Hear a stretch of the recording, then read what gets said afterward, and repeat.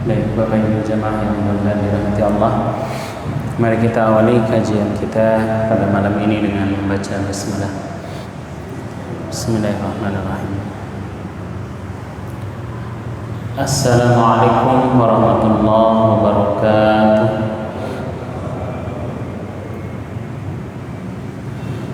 Innal hamdalillah, segala puji milik Allah. Nahmaduhu wa nashkuruhu. Kita sama-sama memuji Allah dan bersyukur kepada Allah atas apa yang telah Allah Ta'ala berikan kepada kita. Di antaranya adalah Allah menciptakan kita sebagai manusia. Padahal Allah Maha Kuasa, Maha menghendaki. Bisa saja Allah Ta'ala menciptakan kita sebagai makhluknya yang lain, tapi Allah berikan kita kehendak sehingga kita tercipta sebagai manusia, makhluknya yang paling mulia. Kemudian nikmat ini disempurnakan lagi oleh Allah dengan menjadikan kita sebagai seorang muslim. Maka Bapak Ibu, bisa saja kalau Allah mau, Allah Ta'ala menjadikan kita lahir dari rahim wanita non-muslim. Ya enggak, Bapak-bapak? Bisa saja Allah Ta'ala, sebagaimana kebanyakan manusia yang tidak beriman kepada Allah Ta'ala, menjadi Nasrani, menjadi Yahudi, menjadi apapun itu selain beragama Islam, tapi Allah memberikan kita anugerah, menjadikan kita sebagai seorang muslim. Maka ini nikmat yang paling besar yang Allah berikan kepada kita, yang Allah Ta'ala berpesan kepada kita dalam setiap wasiat di mimbar Jumat, wala tamutunna illa wa antum muslimun, dan jangan sampai meninggal kecuali sebagai seorang muslim. Maka ini nikmat yang harus kita ingat. Wa amma bi ni'mati rabbika fahaddis. Kita ungkapkan, kita sebut, kita ingat, kita ungkit apa-apa yang Allah Ta'ala berikan kepada kita, sehingga mudah-mudahan dengan ini kita paling tidak menunaikan kewajiban kita untuk bersyukur kepada Allah Subhanahu wa Ta'ala. Alhamdulillah. Kemudian selawat dan salam untuk junjungan tercinta Nabi Muhammad sallallahu alaihi wasallam. Semoga kita semuanya di sini diberikan rezeki, dimasukkan ke dalam surga, dan bisa berjumpa dengan Nabi sallallahu alaihi wasallam di dalam surga. Amin ya rabbal alamin. Jamaah, kalau berdoa meminta agar bisa berjumpa dengan Nabi di surga, kalau doa seperti itu hatinya yakin apa ragu, Pak? Yakin apa ragu, Pak?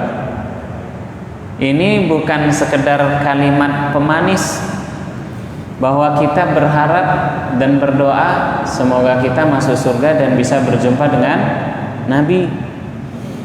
Ini adalah doa yang harus kita iringi dengan optimisme, dengan keyakinan dan harapan yang kuat. Insya Allah Allah Ta'ala mengabulkan doa kita. Karena syarat doa dikabulkan itu adalah yakin dengan apa yang kita minta, bahwa Allah Maha mendengar, Allah Maha mengabulkan. Jadi insya Allah hati yang khusyuk dalam berdoa diiringi dengan keyakinan yang kuat bahwa Allah Ta'ala akan mengabulkan doa kita, ini menjadi wasilah, menjadi sebab doa kita diijabah oleh Allah Ta'ala. Amin ya rabbal alamin. Jamaah yang mudah-mudahan dirahmati Allah Subhanahu wa Ta'ala, malam ini yang seharusnya mengisi kajian di majelis yang mulia ini, Ustadz Agus Tardia, berhubung sedang ada halangan, sedang uzur. Semoga Allah berikan kesembuhan kepada beliau dan juga kepada kita semuanya, semoga senantiasa diberikan afiat kesehatan. Amin ya rabbal alamin. Malam ini saya akan mencoba membahas tema yang kita sering mendengarnya, tetapi hati kita butuh sering untuk diingatkan berkaitan dengan posisi kita sebagai seorang anak, yaitu mengenai adab seorang anak kepada orang tua. Walau kita, mohon maaf, bukan anak-anak lagi, tapi tetap saja walau kita sudah berumur, walau kita sudah mencapai usia yang dewasa, kita ini tetap seorang anak dari ayah dan ibu, dari orang tua kita masing-masing. Yang Allah Ta'ala dalam surat Al-Isra menyandingkan perintah ibadah dengan perintah berbuat baik kepada kedua orang tua. Apa bunyi ayatnya? A'udzubillahi minasyaitonirrajim. Wa qadha rabbuka alla ta'budu illa iyyahu wa bil walidaini ihsana.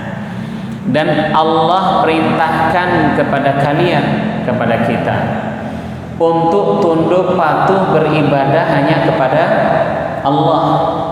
Ini perintah umum, tidak hanya kepada kaum muslim orang beriman. Perintah ini juga kepada non-muslim, kepada manusia. Semuanya diperintahkan oleh Allah untuk tunduk, taat, patuh, sujud kepada Allah, masuk ke dalam agama Islam. Kemudian setelah itu diiringi dengan perintah, setelah beribadah kepada Allah, diiringi dengan perintah wabil walidaini ihsana, dan kepada kedua orang tua kita diperintahkan berbuat ihsan. Ihsan ini adalah perbuatan baik yang dilakukan ikhlas karena Allah, atau kata ulama, menyempurnakan kebaikan untuk Allah. Ini betapa pentingnya kita sebagai seorang anak melihat, mengevaluasi kewajiban yang harus kita berikan kepada kedua orang tua kita masing-masing.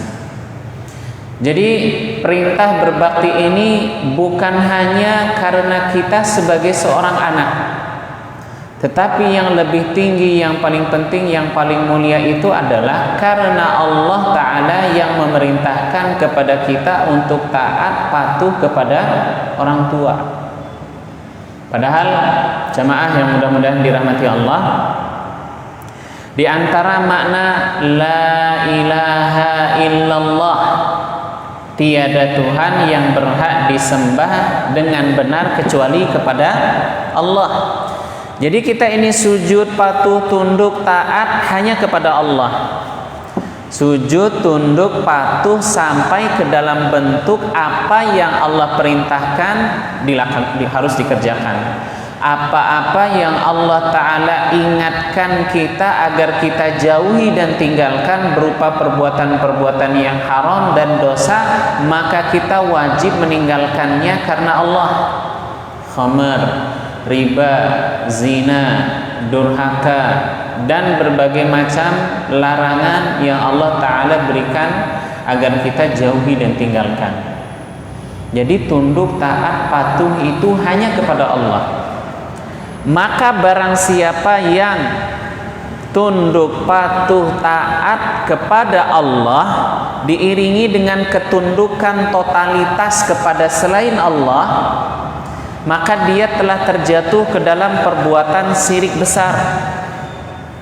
Seperti, mohon maaf, ketundukan dan loyalitas serta ketaatan para dukun, para penyihir yang melakukan ritual sihir, ritual santet, yang taat tunduk dengan ketentuan dan syarat dalam ilmu perdukunan yang banyak menabrak syariat Allah. Maka di situ mereka telah terjatuh ke dalam perbuatan tunduk, taat, patuh kepada selain Allah. Sehingga orang yang melakukan perbuatan ini, dia telah terjatuh ke dalam perbuatan syirik besar. Ya, syirku ta'ah, syirik dalam ketaatan kepada selain Allah. Seperti taatnya penganut agama non-Islam. sehingga mereka mengikuti sampai detail ajaran dan larangan agama selain Islam. Adapun kita umat muslim diperintahkan secara totalitas untuk tunduk patuh kepada Allah Subhanahu wa taala. Lantas kenapa kita mentaati Nabi? Karena Allah Ta'ala yang memerintahkan kita untuk mentaati Nabi. Kemudian kita diperintahkan untuk mentaati orang tua. Kepada makhluk kita diperintahkan untuk taat. Maka itu adalah perintah dari Allah. Maka secara otomatis, secara tidak langsung, kita ketika mentaati orang tua berarti sedang mentaati Allah Subhanahu wa ta'ala. Kecuali itu pun kepatuhan, ketaatan, loyalitas itu ada rambu-rambu yang diperhatikan seorang anak kepada kepatuhannya kepada orang tua. Demikian pula dengan rakyat tunduk patuh kepada perintah pimpinan ulil amri. Ada rambu-rambunya. La ta'ata li makhluqin fi ma'siyatillah. Tidak boleh seorang muslim mentaati perintah orang tua, dan perintah siapapun yang diperintahkan untuk ditaati pada saat perintah itu, instruksi itu mengandung maksiat atau melanggar ketentuan agama Allah. Seperti mohon maaf, misalnya seorang ayah atau seorang ibu memandang dan melihat, memiliki selera tentang berpakaian bagi anaknya. Anaknya menutup jilbab, sedangkan orang tuanya memandang style lebih bagus daripada dia harus pakai jilbab. Mungkin seperti dia diperintahkan oleh orang tuanya, nggak apa-apa, nggak usah pakai jilbab. Maka ini adalah perintah yang melanggar ketentuan Allah. Tidak boleh diikuti ketentuan yang melanggar apa-apa yang Allah Subhanahu wa ta'ala telah tetapkan. Jadi ketaatan dan kepatuhan kepada orang tua ada rambu-rambunya. Jamaah yang mudah-mudahan dirahmati Allah Subhanahu wa ta'ala. Di dalam surat Al-Isra kelanjutan dari wa qadha rabbuka alla ta'budu illa iyyah wa bil walidaini ihsana.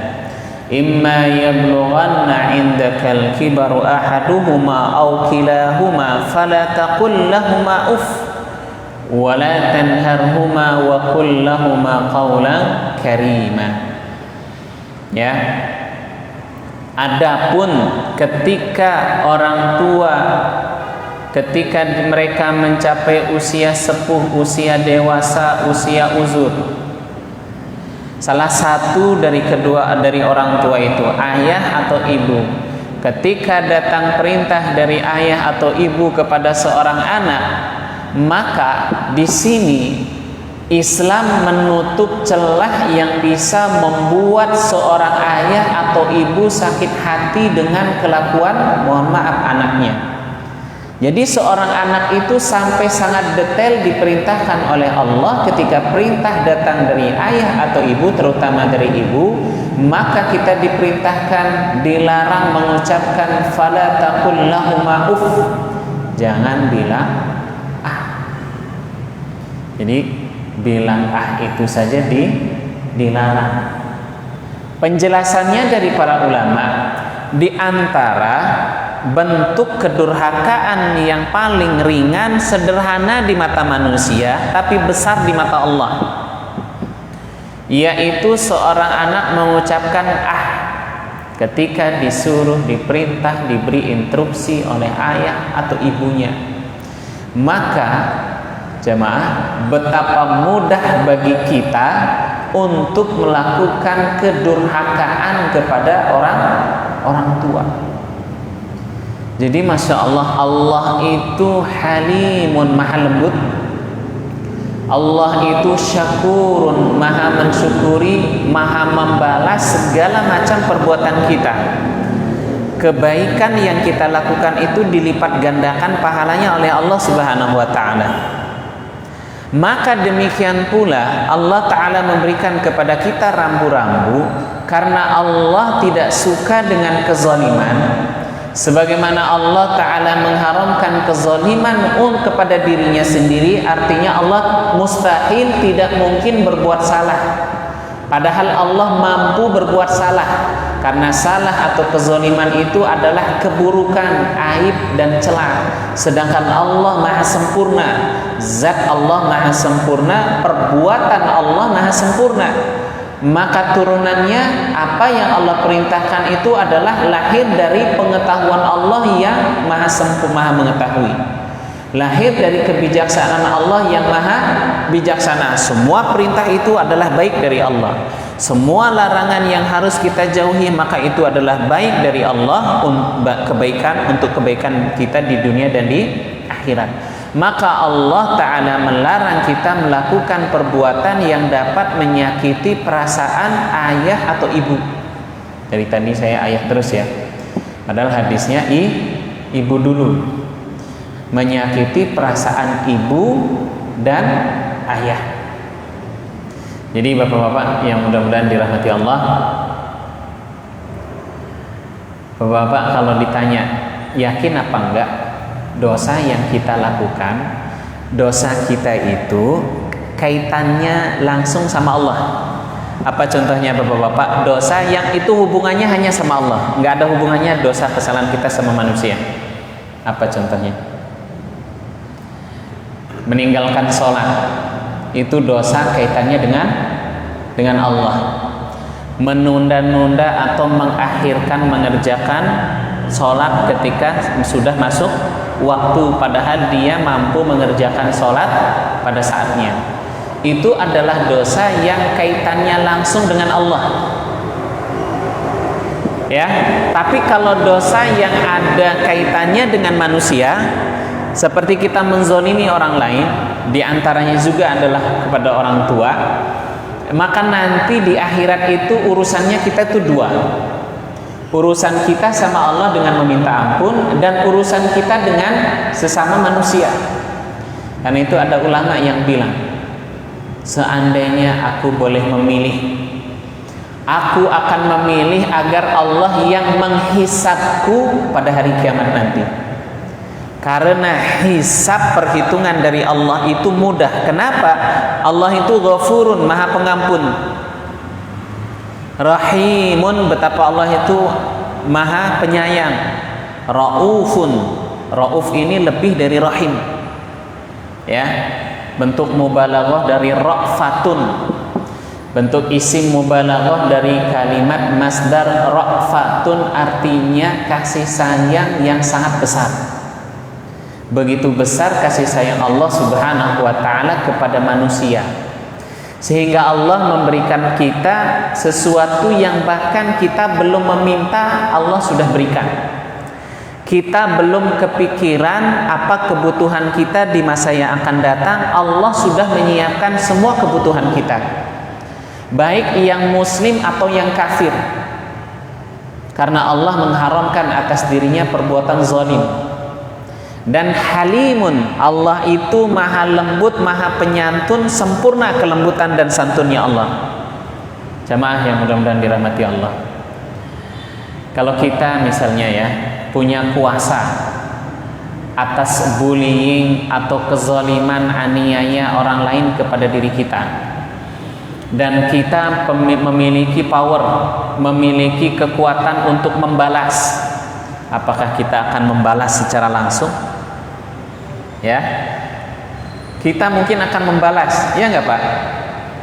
Contohnya Nabi Shallallahu Alaihi Wasallam itu ya, luar biasa istimewanya akhlak, kepribadian, karakter Rasul Shallallahu Alaihi Wasallam yang juga amat sangat penyantun. Belasan tahun disakiti, diperangi, dimusuhi, diusir oleh kafir Quraisy, tapi ketika Rasul mampu memberikan balasan kepada musuh-musuhnya pada peristiwa Fathu Mekah, pembebasan kota Mekah, beliau lebih memilih memberikan maaf karena kesalahannya itu berkaitan dengan Nabi, dan Nabi memiliki hak semasa hidupnya. Saat Nabi disakiti, saat beliau masih hidup disakiti, beliau memiliki hak untuk memaafkan atau membalas kesalahan orang lain. tapi beliau lebih memilih memberikan maaf. Allah Ta'ala lebih pemaaf, lebih penyantun daripada Nabi Sallallahu Alaihi Wasallam.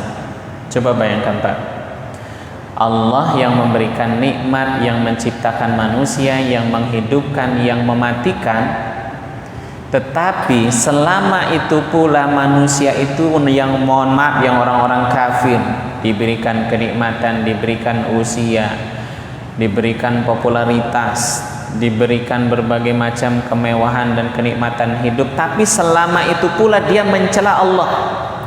Betapa sabarnya Allah dengan gangguan dan bullying dari manusia. Ya, selama itu pula Allah Subhanahu wa taala teramat sangat penyantun dan sabar.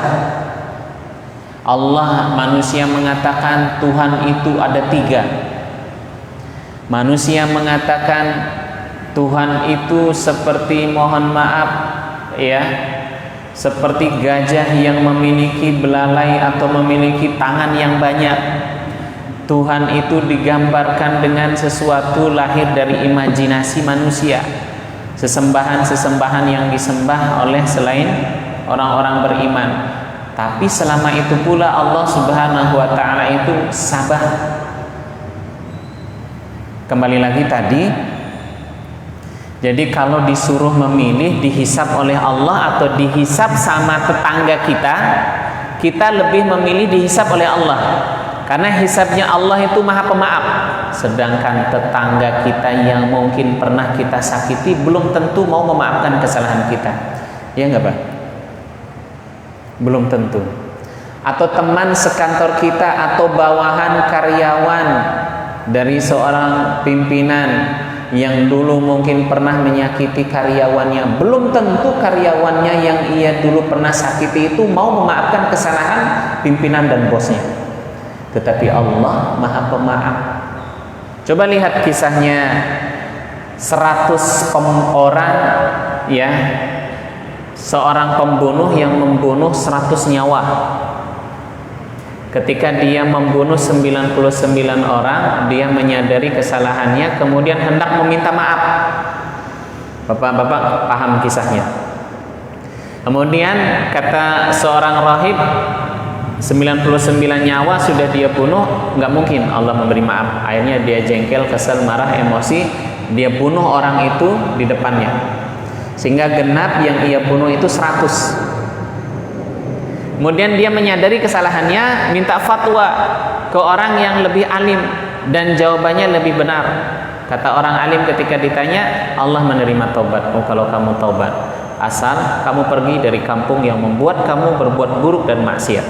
Akhirnya dia pergi meninggalkan kampung yang jelek, hijrah menuju satu negeri. Di situ ada orang beriman yang bisa mengajak, memotivasi dia untuk beramal soleh. Di tengah perjalanan dia meninggal. Kemudian malaikat berdebat, malaikat rahmat yang membawanya ke ampunan Allah atau malaikat azab yang akan memberikan dia siksa Allah. Hingga akhirnya muncul penengah, seorang malaikat mengukur mana jarak yang lebih dekat, ke kampung yang tempat ia hijrah untuk berbuat baik dan bertaubat, atau yang tempat lama ia berbuat buruk. Ternyata lebih dekat tempat ia akan hijrah untuk berbuat baik, maka Allah memberikan maaf. Coba bayangin Pak, 100 nyawa sudah dia bunuh, tetapi hamba ini datang penuh penyesalan, mengakui kesalahannya, kemudian taubat. Maka di situ kita melihat betapa Allah itu maha penyayang, maha pemaaf, maha pengampun.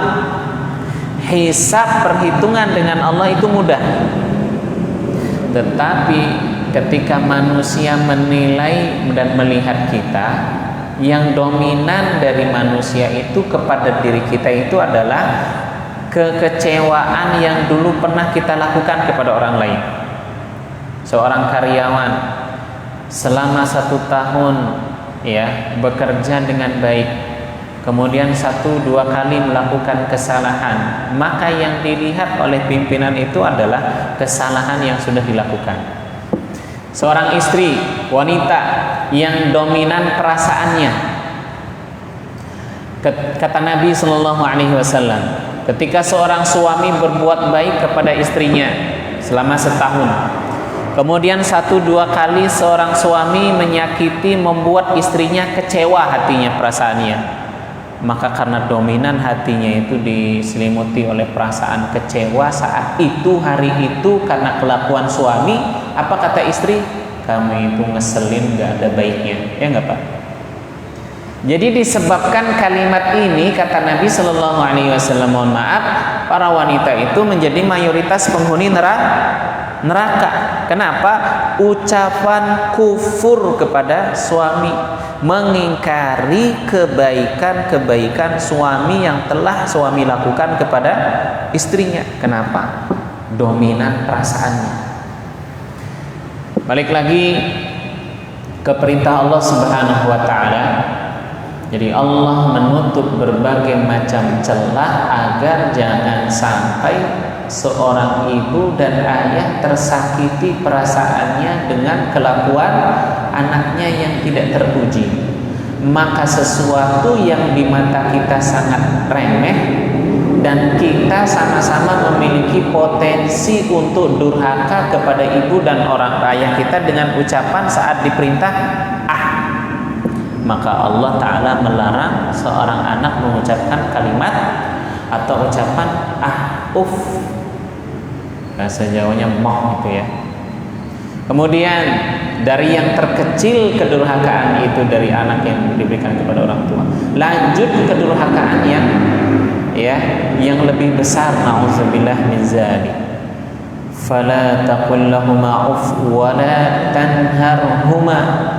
Jangan berkata-kata keras, kasar. Tapi sekarang itu Masya Allah ya Bapak ya, kita sama-sama mungkin merasakan atau melihat atau mendengar curhatan atau menyaksikan bagaimana tidak bagusnya perilaku sikap anak kepada orang tua ya, mulai dari berkata-kata kasar.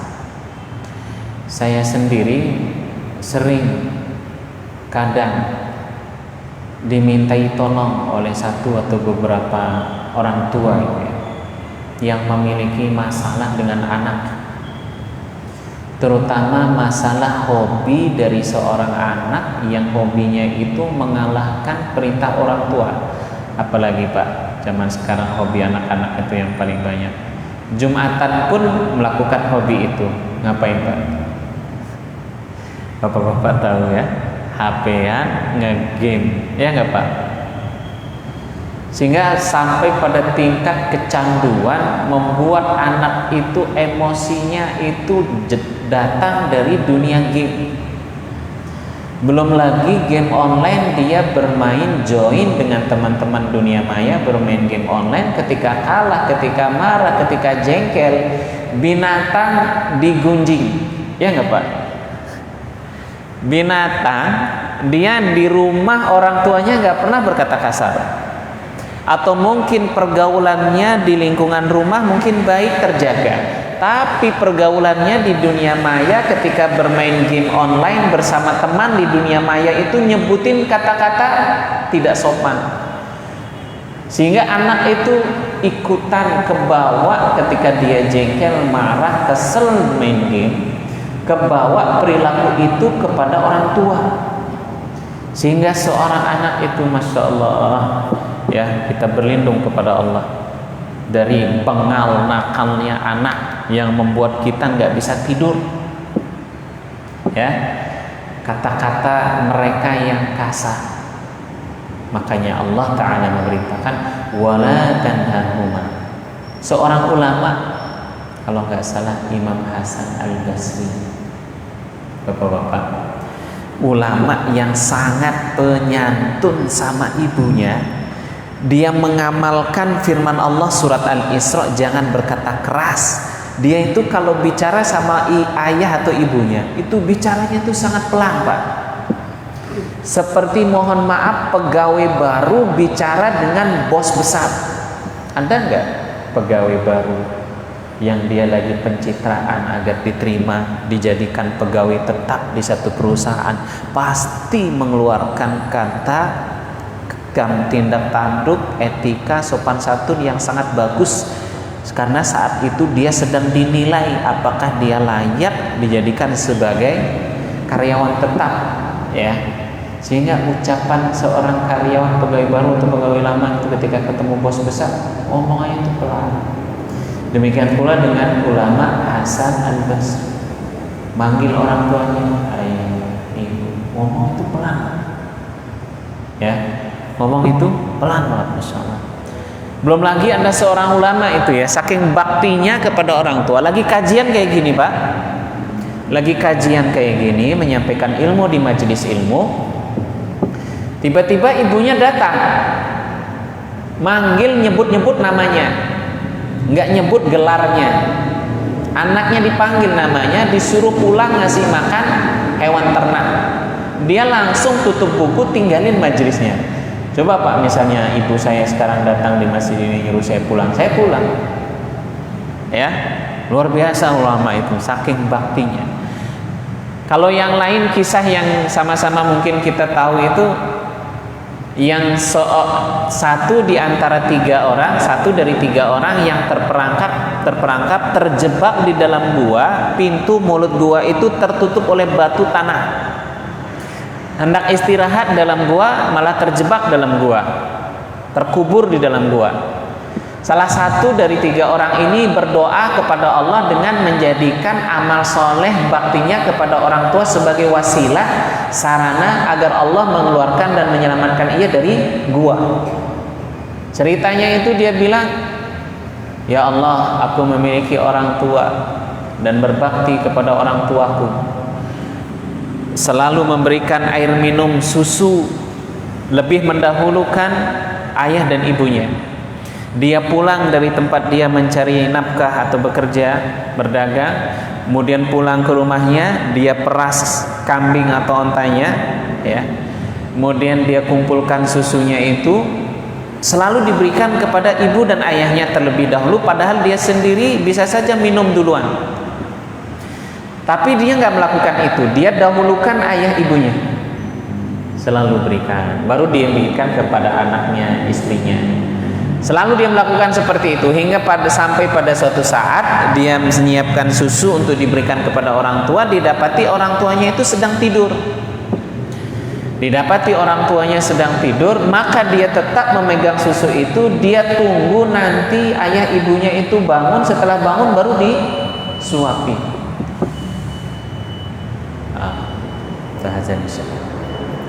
Ya. Padahal anak istrinya itu butuh susu itu, tapi dia ketika mendahulukan orang tuanya. Kalau anak zaman sekarang kan butuh duit, bapak ibunya dibangunin, "Ma, Pak, butuh duit beli pulsa internet, pakai data buat main game." Astagfirullah. Gak sabaran, atau ayah ibunya sedang kerja aktivitas yang tidak boleh diganggu, anaknya nelpon. Yang lebih gak pas lagi, ketika ayah ibunya sedang tidur. Yang lebih nggak pas lagi, kalau nggak ada butuh nggak nelpon orang tua, kalau lagi butuh ramah-ramah, baik-baik, senyum-senyum kepada ayah ibunya. Ujung-ujungnya nanya apa Pak?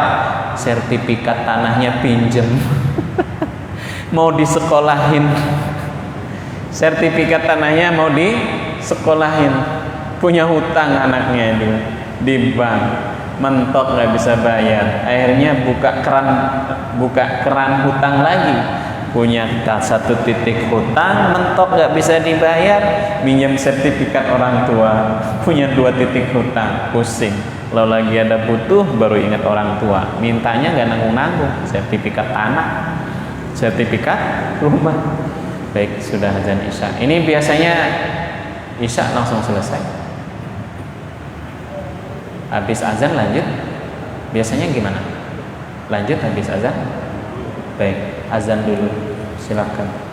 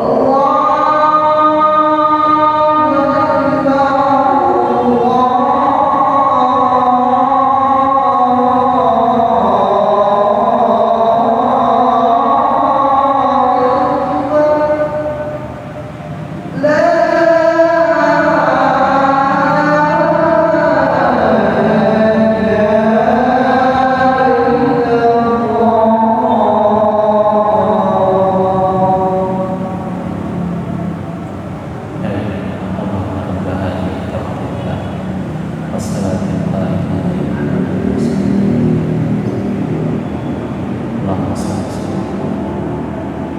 Baik jemaah yang mudah-mudahan dirahmati Allah, yang terakhir kita lanjutkan sebentar. Di antara bakti yang paling dinantikan oleh orang tua, terutama setelah meninggalnya mereka, adalah bakti dari anak berupa doa yang terus mengalir untuk orang tua.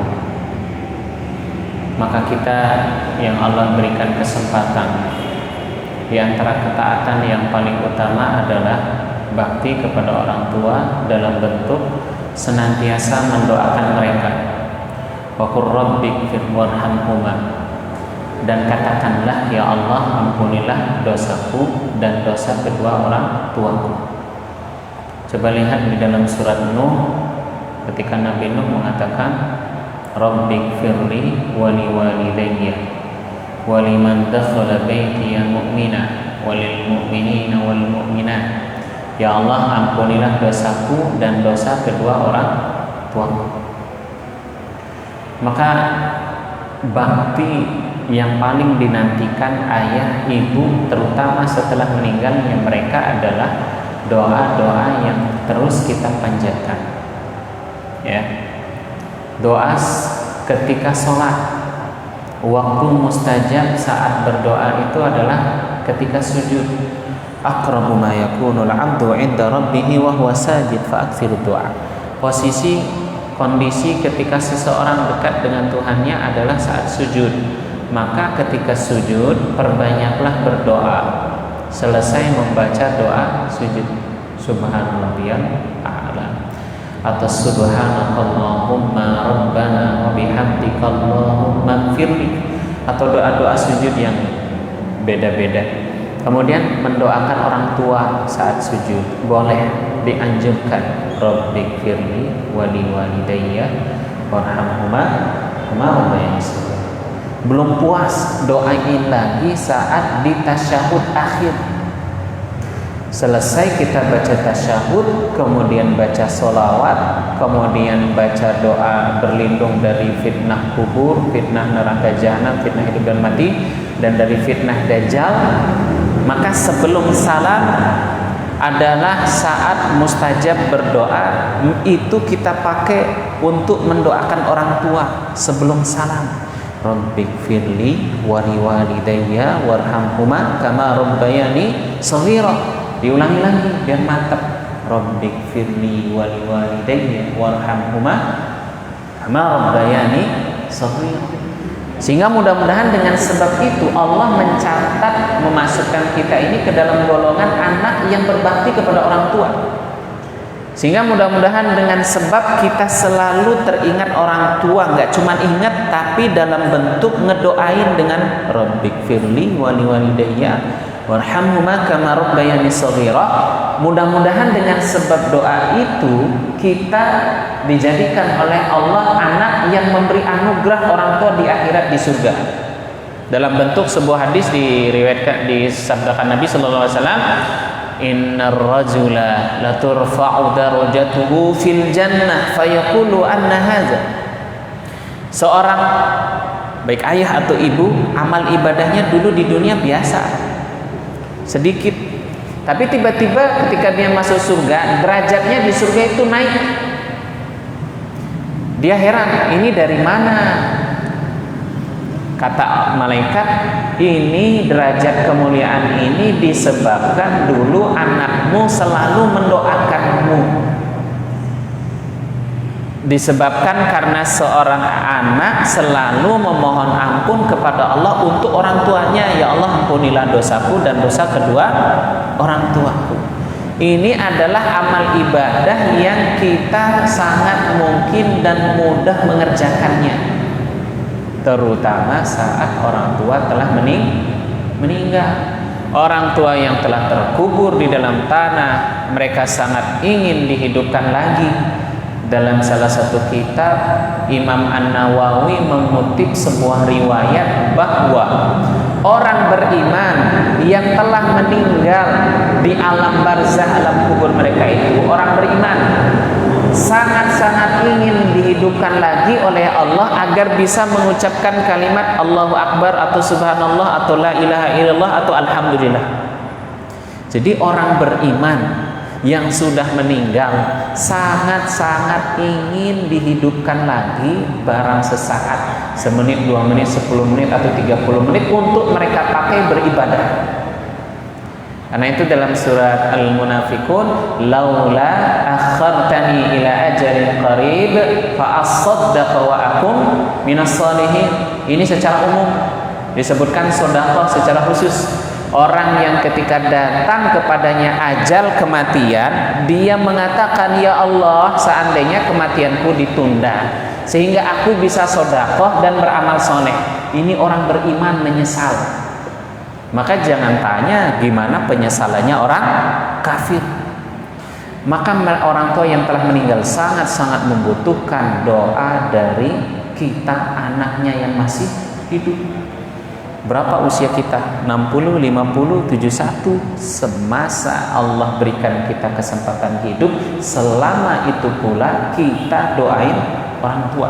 Sehingga mudah-mudahan dengan sebab doa yang selalu dipanjatkan anak kepada orang tua menjadi sebab derajat orang tua itu di surga itu dinaikkan, atau menjadi sebab kuburan ayahnya itu dilapangkan, menjadi sebab Allah berikan cahaya kepada kuburan orang tua itu yang gelap, menjadi sebab ketika mohon maaf nauzubillah ya, seorang ayah mungkin mendapat siksa dalam kubur tapi anaknya selalu mendoakan siksanya terhenti. Sebagaimana kisah ada seorang suami meninggal, istrinya hamil atau anaknya masih kecil belum bisa ngomong, ayah ini meninggal, kemudian ada yang mimpi ngelihat temannya ini disiksa. Kemudian ketika anaknya itu besar, sudah bisa ngaji, udah bisa sholat, udah mulai doain orang tua, mimpi lagi temannya yang soleh ini, tiba-tiba temannya yang sudah meninggal nih, anaknya yang baru bisa sholat, baru bisa doa ini, tiba-tiba siksanya itu dihentikan.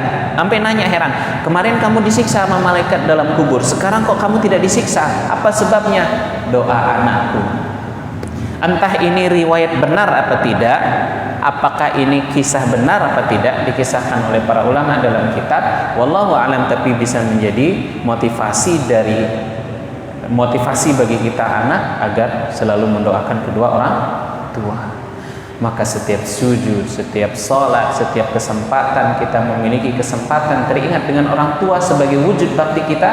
Rabbighfirli wa liwalidayya warhamhuma kama rabbayani shaghira. Sehingga insya Allah kalau kita selalu doain orang tua seperti itu, Allah kasih kita balasan dengan menjadikan anak kita melakukan hal yang sama ke kita. Buah tidak jatuh jauh dari pohonnya. Seorang anak berbakti kepada orang tuanya, selalu ngedoain orang tuanya, Allah berikan dia balasan, anaknya juga melakukan hal yang sama. Amin ya rabbal alamin. Terima kasih. Mohon maaf apabila ada yang kurang. Alhamdulillahirabbil alamin. Subhanakallahumma wa bihamdika asyhadu an la ilaha illa anta astaghfiruka wa atubu ilaik.